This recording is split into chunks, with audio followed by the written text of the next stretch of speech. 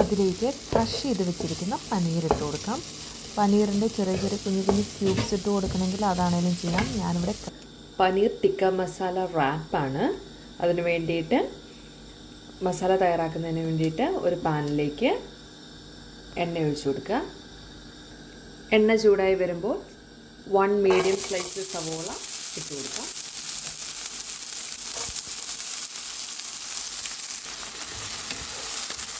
ഒന്ന് ഇളക്കി കൊടുക്കുക.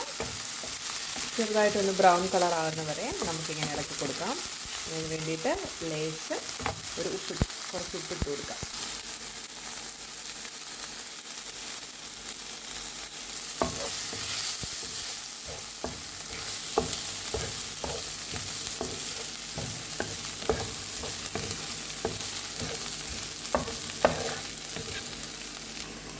സവോള ഒന്ന് വരണ്ട് വന്നിട്ടുണ്ട് ചെറുതായിട്ട്. അപ്പോഴേക്കും നമുക്ക് ഒരു തക്കാളി സ്ലൈസ് ചെറുതായിട്ട് അരിഞ്ഞ് കൊടുക്കാം.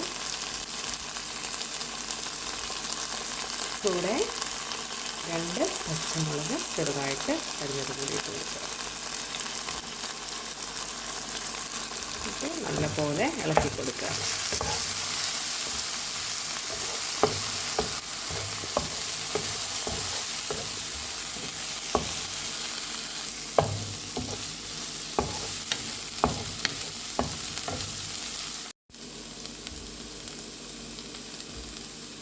അപ്പോൾ നമുക്കതിലേക്ക് കുറച്ച് മുളക് പൊടി, ഇച്ചിരി മഞ്ഞൾപ്പൊടി, ഇച്ചിരി ചിക്കൻ മസാലപ്പൊടി, കുറച്ചുകൂടി ഉപ്പ് എന്നിവ ചേർത്ത് ഇളക്കി കൊടുക്കാം.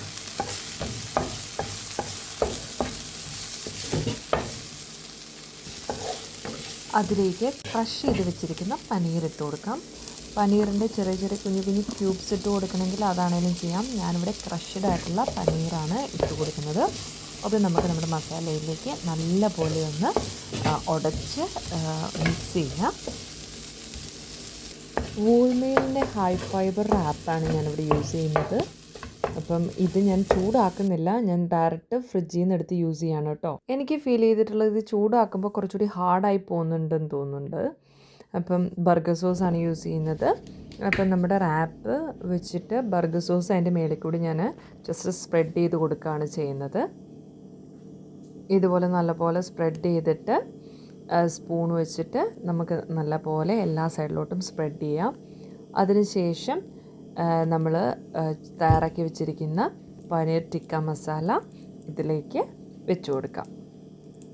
അപ്പം അധികം എരിവൊന്നും ഇല്ലാണ്ട് ചെയ്തിരിക്കുന്ന മസാലയാണ്. നമുക്കിത് നല്ലപോലെ ഈ റാപ്പിൻ്റെ മേളിലോട്ട് സ്പ്രെഡ് ചെയ്ത് കൊടുത്തിട്ട് നിങ്ങൾക്ക് എങ്ങനെയാണെന്ന് വെച്ച് കഴിഞ്ഞാൽ മടക്കിയെടുക്കാം. എന്നിട്ട് മുറിച്ചിട്ടോ അല്ലെങ്കിൽ എങ്ങനെയാണെന്ന് വെച്ചാൽ യൂസ് ചെയ്യാം കേട്ടോ. അപ്പം ഞാനിവിടെ ഫോയിൽ പേപ്പറിലോട്ട് ഇത് കവർ ചെയ്തിട്ട് ഒരു 10 മിനിറ്റ് റെസ്റ്റ് ചെയ്യാൻ വെച്ചിട്ടാണ് കഴിക്കുന്നത്. അപ്പോൾ കുറച്ചും കൂടി നമ്മുടെ ഈ സോസൊക്കെ ഇതിലോട്ടൊന്ന് പിടിച്ച് നല്ല ടേസ്റ്റ് ആവും. അപ്പോൾ ഞാനിത് ഫോയിൽ പേപ്പറിൽ ഒന്ന് കവർ ചെയ്ത് വെക്കുന്നുണ്ട്. അപ്പോൾ എല്ലാവർക്കും ഇഷ്ടപ്പെട്ടെങ്കിൽ എല്ലാവരും ട്രൈ ചെയ്ത് നോക്കണം. വീഡിയോ ലൈക്ക് ചെയ്യണം. Thank you for watching. Thank you.